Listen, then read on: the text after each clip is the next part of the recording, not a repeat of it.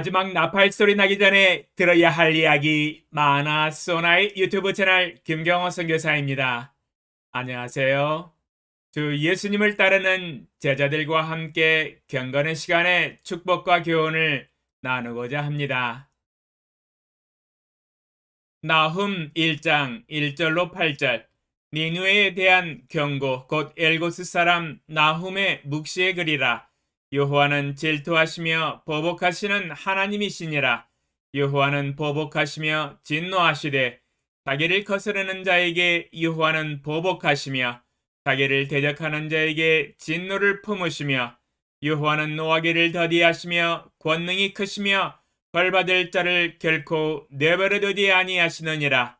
여호와의 길은 회오리바람과 광풍에 있고 구름은 그의 발에 티끌이로다. 그는 바다를 꾸짖어 그것을 말리시며 모든 강을 말리시나니 바산과 갈멜이 쇠하며 레바논의 꽃이 시드는도다. 그로 말미암아 산들이 진동하며 작은 산들이 녹고 그 앞에서는 땅 곧 세계와 그 가운데에 있는 모든 것들이 솟아오르는도다. 누가 능히 그의 분노 앞에 서며 누가 능히 그의 진노를 감당하랴. 그의 진노가 불처럼 쏟아지니 그로 말미암아 바위들이 깨지는도다. 여호와는 선하시며 환난 날의 산성이시라. 그는 자기에게 피하는 자들을 아시느니라. 그가 범람하는 물로 그곳을 진멸하시고 자기 대적들을 흑암으로 쫓아내시리라. 벌받을 자를 내버려 두시지 아니하시고 심판하시는 공의의 하나님이라는 제목으로 말씀을 묵상해 보았습니다. 어제는 요나 선지자가 니느웨 도시에 가서 회개의 메시지를 선포한 후에 세계 역사상 전무후무한 니느웨 도시 전체가 왕을 포함하여 회개하는 놀라운 역사를 보면서 함께 놀라고 교훈을 배우는 시간이었습니다. 그때가 대략 BC 760년경이었습니다. 그러나 오늘 새벽에 읽은 나훔 선지자는 아수르 수도 니느웨의 멸망을 예언하였는데 예언한 뒤 바로 아수르가 멸망하였습니다. 나훔 선지자가 예언했던 시기를 대략 BC 621년과 611년 사이로 추정하고 있습니다. 그러므로 세월은 흘러 약 140년에서 150년이 지났습니다. 그동안 무슨 일이 있었길래 이 지경에까지 이르렀을까요?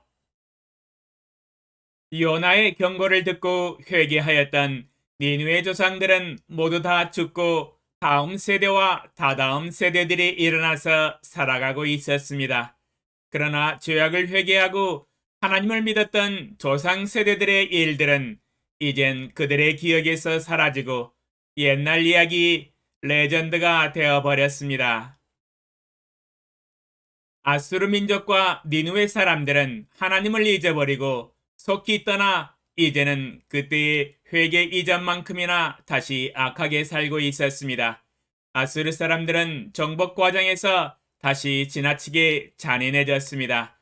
수많은 잔악 행위들 중에 희생자들의 몸을 기둥에 매달고 또한 그들의 가족을 장벽에 걸어두는 것 등이 있었습니다. 니느웨 백성은 다시 완악하고 교만해졌으며 잔인하고 무자비하였으며 하나님을 버리고 우상 숭배에 전념하게 되었습니다. 요나 1장 2절처럼 다시 이전의 타락한 상태를 회복하였습니다.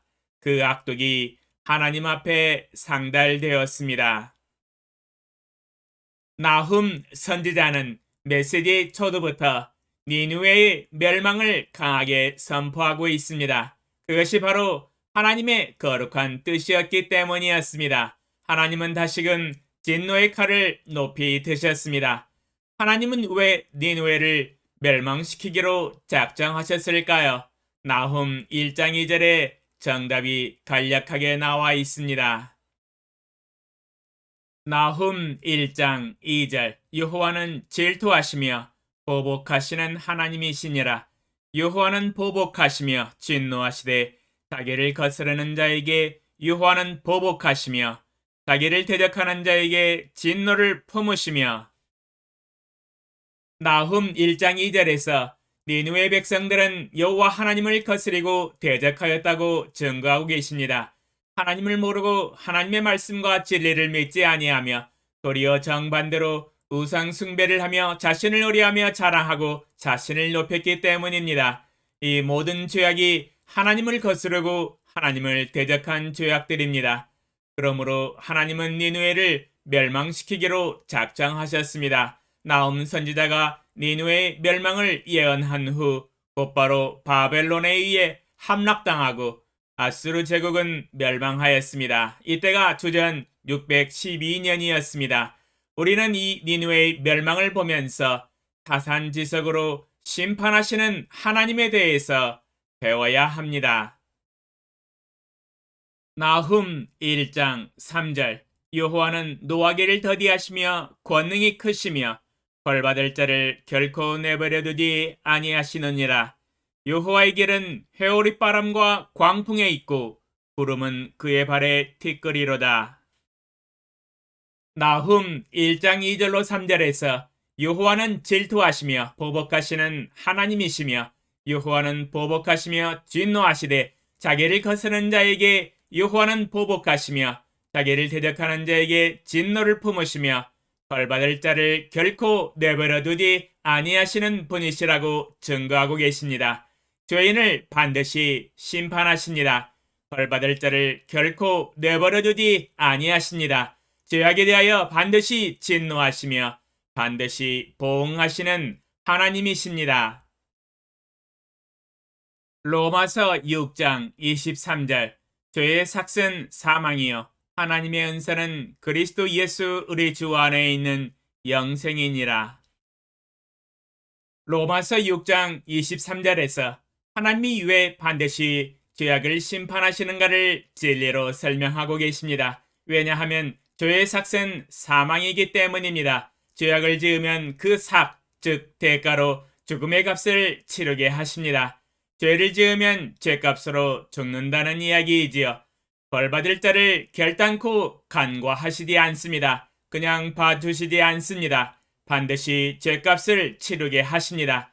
그것은 죽음을 의미합니다. 하나님이 정하신 말씀과 진리대로 그대로 집행하시고 말씀이 이루어지는 것을 공의라고 합니다. 그러므로 하나님의 말씀을 그대로 이루시는 공의의 하나님이십니다. 아수르 민족의 극악한 악독과 잔인함과 우상 숭배의 죄악은 회개하지 않을 때 하나님은 내버려 두실 수 없었습니다. 하나님을 거스르고 대적한 죄악에 대하여 하나님은 보응하셨습니다. 그러나 하나님은 심판만 경고하신 것이 아니라 구원을 받는 방법도 제시를 하셨습니다. 나훔 1장 7절 여호와는 선하시며 환난 날에 산성이시라. 그는 자기에게 피하는 자들을 아시느니라. 나훔 1장 7절에서 여호와 하나님은 선하시고 환난 날에 산성이시요 하나님에게 피하는 자들을 아신다고 증거하고 계십니다. 만약 자신의 죄악을 회개하고 하나님께로 돌아와 피하는 자는 하나님은 산성이 되시고 도피성이 되십니다. 구원의 피난처가 되십니다. 죄악을 용서하시고 영혼을 구원하시는 긍휼의 하나님, 죄악을 용서하시는 하나님이 되십니다. 그러나 니느웨 백성들은 끝내 하나님께로 돌아가지 아니하고 완악하고 고집스럽게 하나님을 버리고 우상 숭배를 하며 하나님을 거스리고 대적하다가 하나님의 진노의 심판으로 멸망당하였습니다. 우리는 만약 하나님의 심판의 경고를 듣는다면 바로 즉시 자신의 죄악을 회개하고 하나님께로 돌이켜야 합니다. 그렇지 않는다면 하나님은 죄인을 반드시 심판하십니다. 벌받을 자를 결코 내버려 두지 아니하십니다. 죄악에 대하여 반드시 진노하시며 반드시 보응하시는 하나님이십니다. 마치 아수르를 바벨론을 통하여 멸망시킴과 같습니다.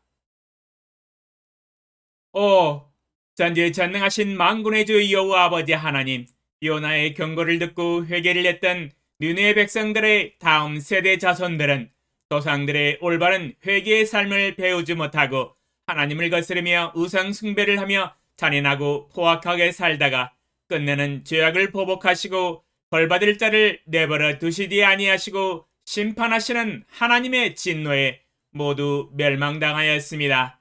지금 21세기를 살아가는 이 세상의 80억의 영혼들도 아수르 왕국의 멸망을 통하여 심판을 행하시는 공의의 하나님을 깨달아 알게 하시고 마음을 찢고 자신의 죄악을 회개하고 하나님 여호와께로 돌아와 구원을 얻게 하소서. 진실로 우리 하나님은 구원의 도피성이 되십니다. 예수님의 이름으로 기도합니다. 아멘. 감사합니다.